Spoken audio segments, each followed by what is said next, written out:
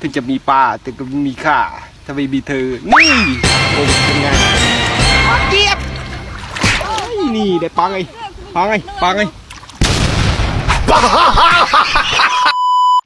เห็นไหม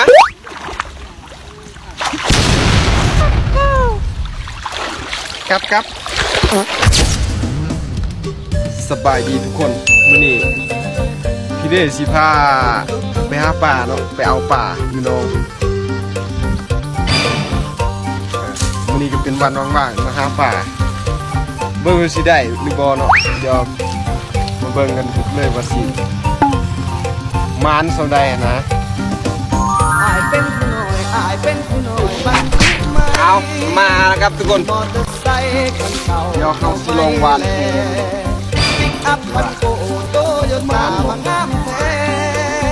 ไม่แขกมาเลย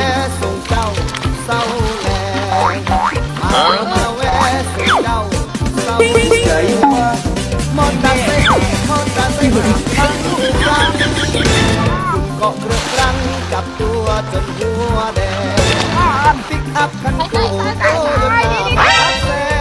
งสาวแก้มแดงเสียงคู่ไปกับนี่ได้ปังไงสาวแก้มแดงเสียงคู่ไปกับเขา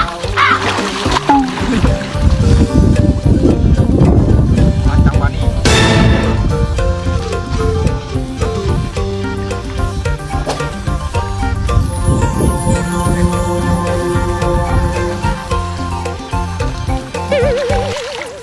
เอา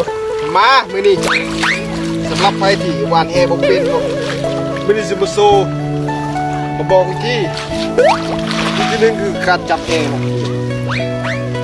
จับปลายมันแบบนี้แล้วก็เอาตุนมันไว้ที่โซกน้อยนึงเนาะได้เอาออกแบบนี้ครึ่งหนึ่งโอเคเดี๋ยวมาเบิ่งกันเนาะชีวานได้บ่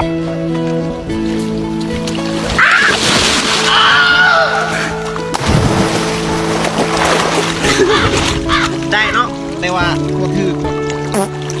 เดี๋ยวมีสกิลอีกนึงก่อนวันเห็นเดียว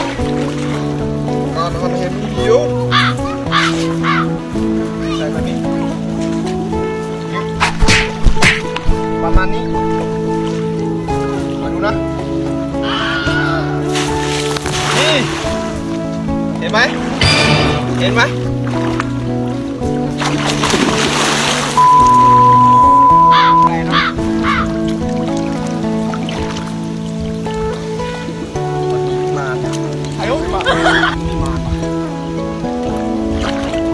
๋ยวไอ้รอบนึงเดี๋ยวไปหมดอีกเนาะ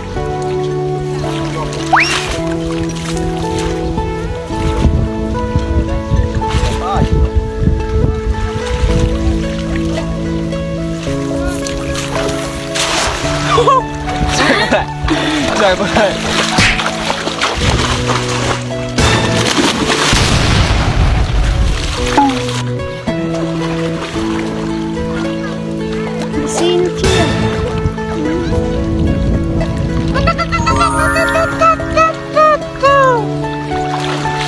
ครับ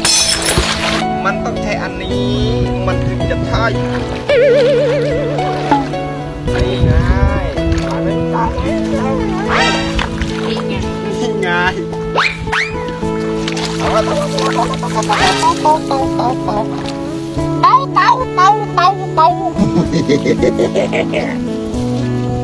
นต้องช็อตเด็ดช็อตนี้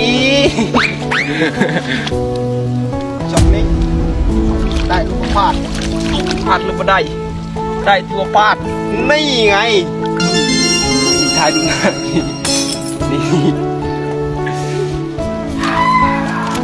ถึงจะมีปลามีข้าถ้าไม่มีเธอนี่คำคมเป็นไงจัดไปมา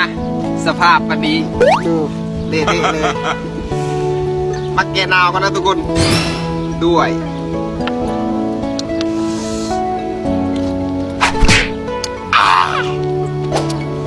นี่แหละแอลกอฮอล์บาดคอสมัดเลยเป็นตะมือช่างชื่อเวียกซะได้วันนี้ชื่อเวียกได้นี่ทั้งโต นะ ตัวเสียตะมัวติดเปลี่ยนโรยตัวตะกอนสิวอีกอนนู้น ไปเมื่ออาบ นี่ นี่นะครับทุกคนปลาของเราก็บ่อยากกินโมนะคนเดียวได้ตั้งหลายตัวเฮ้ยสำหรับใครที่ต้องการปลาเนาะเขามีขายเนาะตัวละโลละ50-60ใครสนใจก็ทักมาเนาะปลาในจากน้องตัวใหญ่ๆอันนี้ของผมนี่หวานเจี๊ยบ มันเทียบเหรอ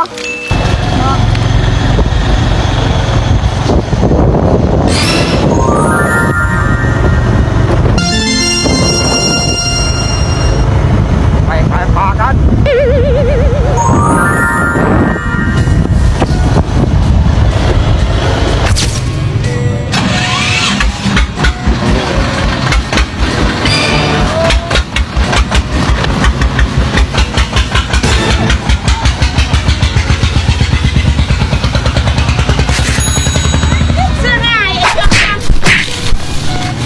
แนวกินตูดโอ้อันแรกแค่มาลงหมดโอ้ไอซ์ก็ FC เศร้า FC ซอยสุดป้านี่ตัวละโลเนาะทุกคนเอาไปเห็นกันมาเอาได้เนาะเดี๋ยวมืดเนาะเดี๋ยวสั้น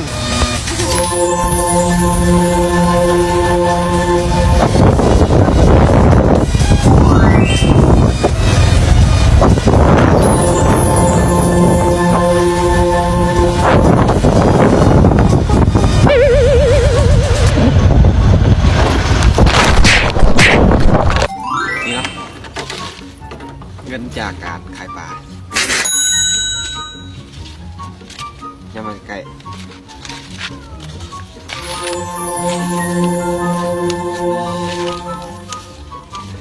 ประมาณ20 กิโลเนาะ26 กิโล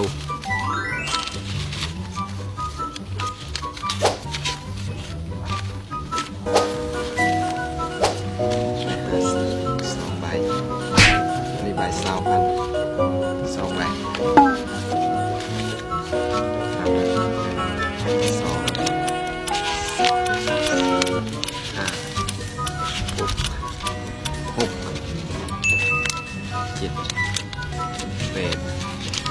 9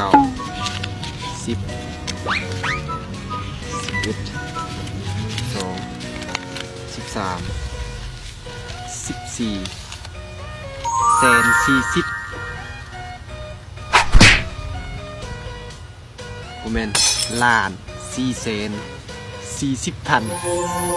ล้าน4แสน40 พันและขอบใจที่หนุนเนอะเนาะเงินกดเลขของการปิ่นเขาค่าครั้งแรกนี่แหละทุกคนสู้ๆเนาะจุดเริ่มต้นของคนเฮามันอาจสิบ่ง่ายเนาะแต่เอาต้องเริ่มต้นจากการที่บ่อายการค้าขายอย่างต่างๆคนก็เป็นคนหนึ่งที่บ่อายเฮ็ดหยังก็เฮ็ดรถนี่เนาะอาจสิบ่หลายแต่ก็ภูมิใจที่ทำอะไรซึ่งทุกคนขอให้ทุกคนประสบผลสำเร็จขอขอบใจ